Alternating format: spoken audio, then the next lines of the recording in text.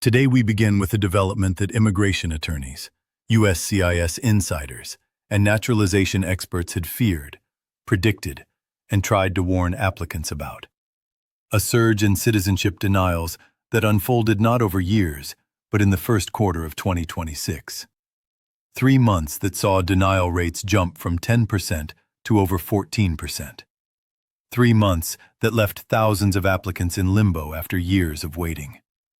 3 months that exposed critical mistakes that 40% more people are making on their N-400 applications.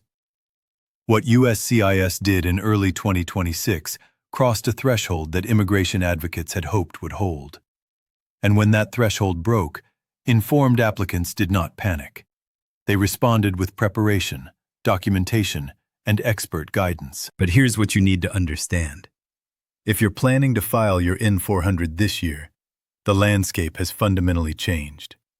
And in the next few minutes, I'm going to show you exactly what's going wrong, why it's happening, and most importantly, how to make sure your application isn't part of that 40%.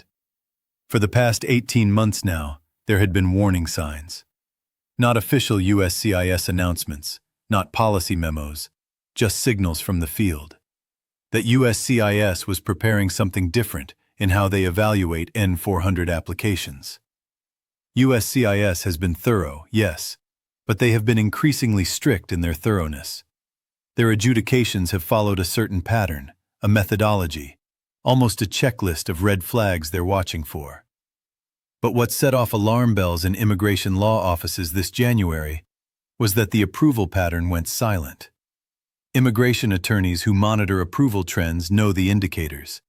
The routine approvals for straightforward cases. The standard RFE rates, hovering around 20 to 25%. The predictable timelines for interview scheduling. The sudden spike in denial notices for cases that would have been approved 12 months ago. All of that changed. And whenever USCIS policy changes without announcement, it means something significant is happening at the adjudication level. Here's what we started seeing. Applicants with clean records, proper documentation, and no criminal history were getting denied for what seemed like minor discrepancies. An unreported 2-day trip to Canada. A $50 tax underpayment from 4 years ago. An inconsistency between their I-485 address and their N-400 address. Things that used to trigger an RFE, a request for evidence, were now triggering denials. And that shift tells us everything about what's changed in 2026. Early February, immigration data analysts detected what they described as a systematic tightening of adjudication standards, including scrutiny levels that had not been this intensive in over 8 years. These are the kinds of procedural shifts that USCIS only implements when they are signaling something very specific. Increased fraud detection, heightened vetting protocols, or political pressure to reduce approval rates. Legal observers didn't know which category this fell into, or whether it fell into all 3 at once. But what they did know was that USCIS was changing its tolerance threshold.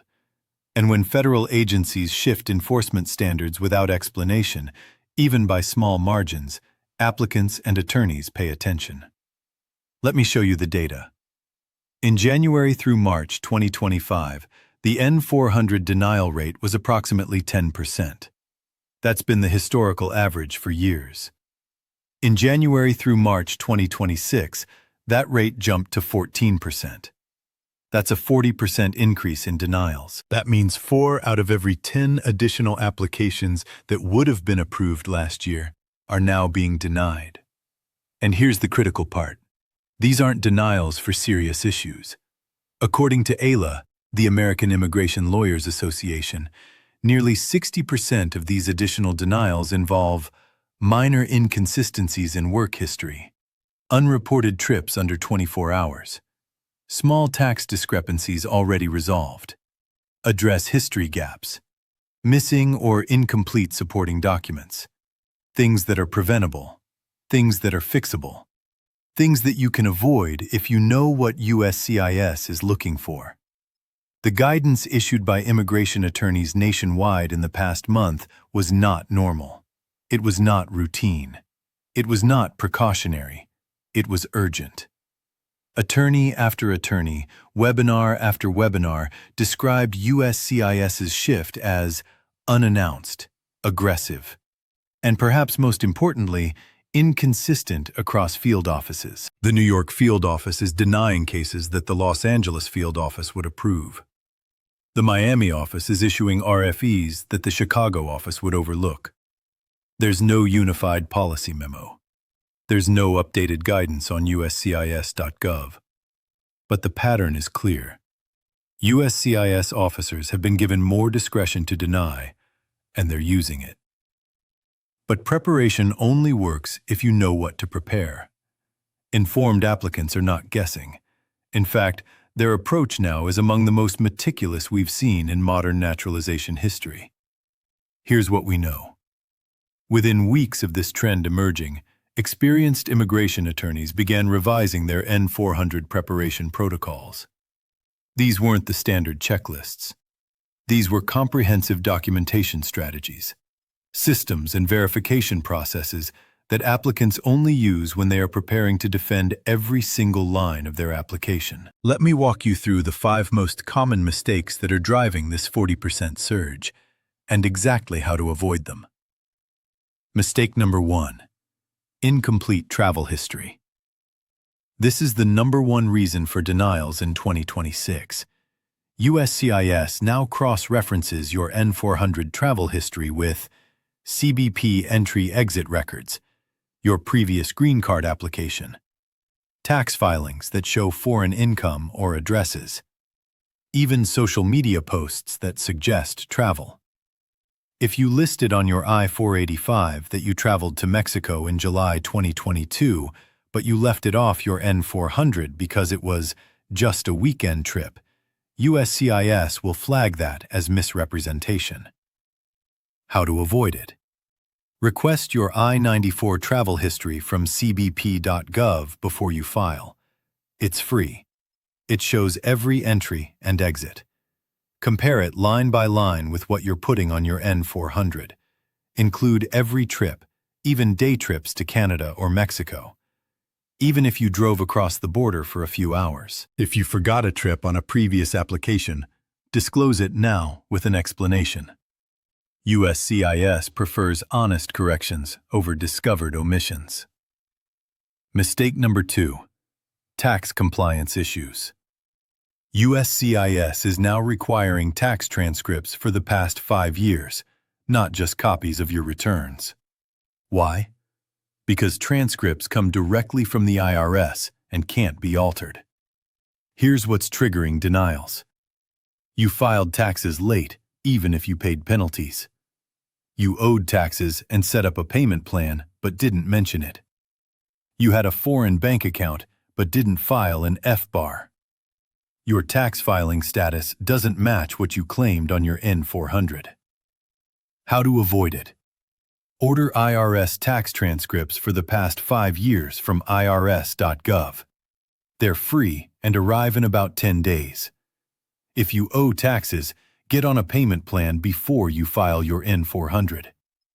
If you filed late, include a letter of explanation with proof of payment and penalties. If you had income or accounts abroad, make sure you filed all required forms: FBAR, FATCA, foreign income schedules.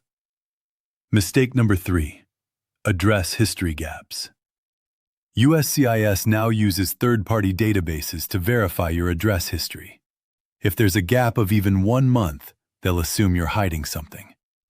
Common scenarios causing denials. You moved but didn't update USCIS within 10 days.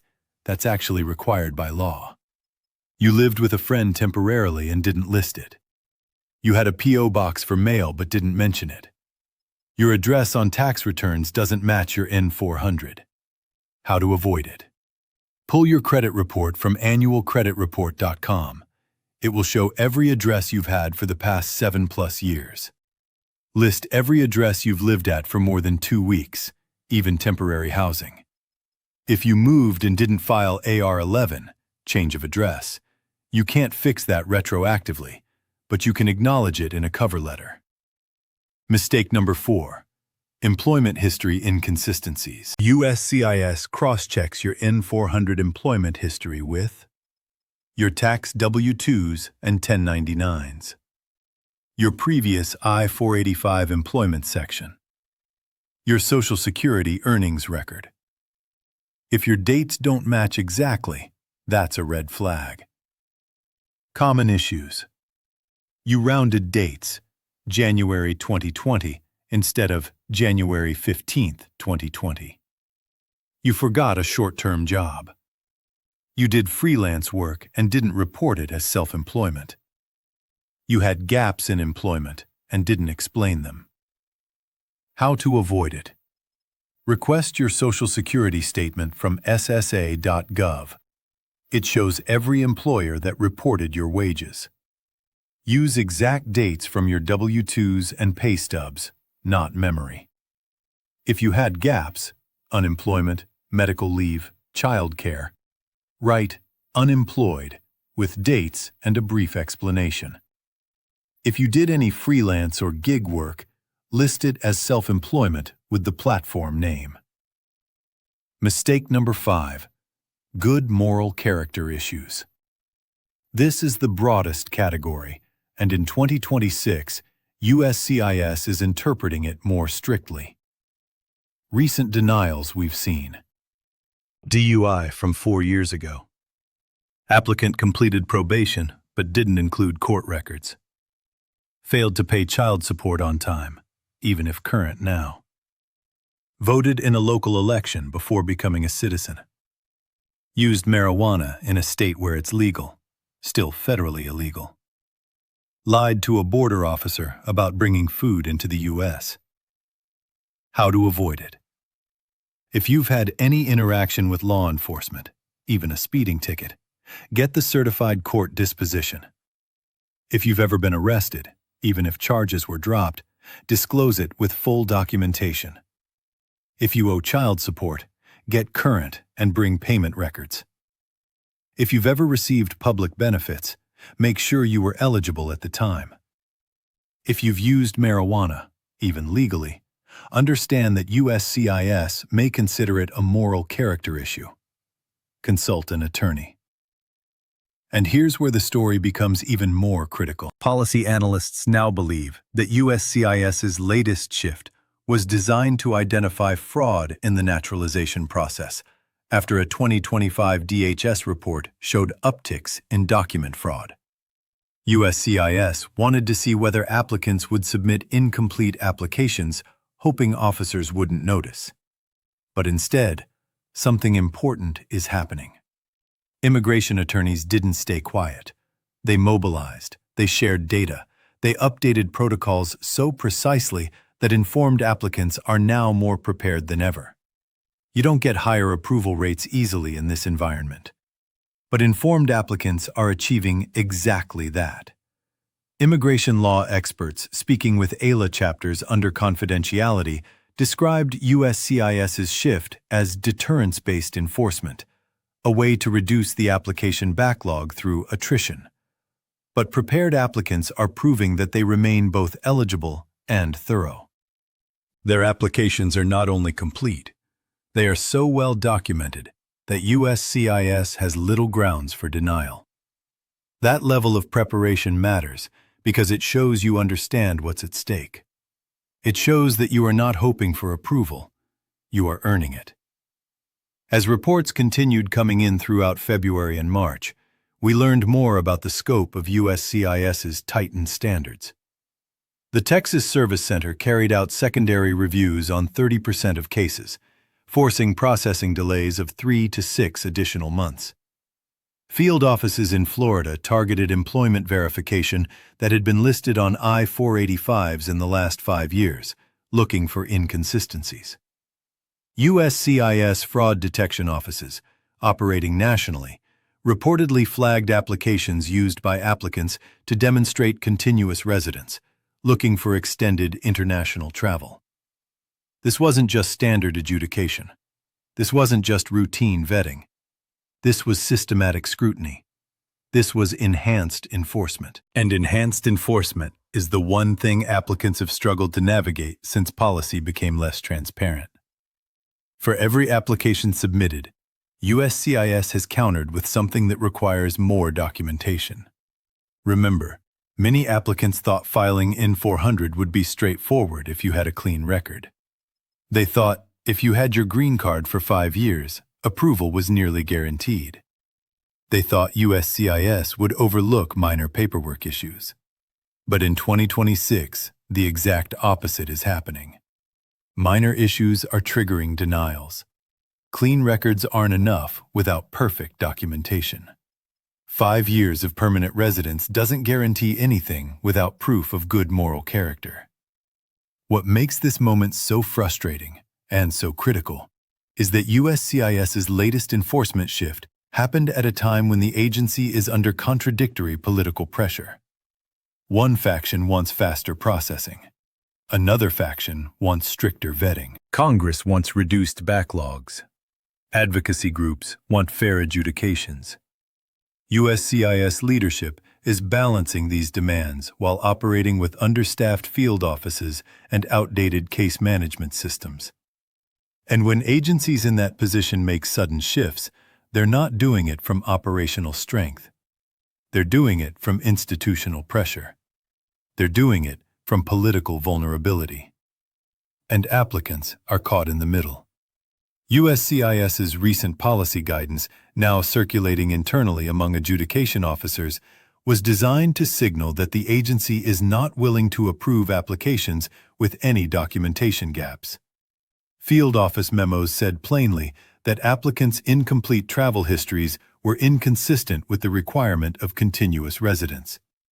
That is bureaucratic language for, if we find one missing trip, we may question your entire residence claim. You don't usually hear that level of scrutiny from USCIS unless something has shifted at the policy level.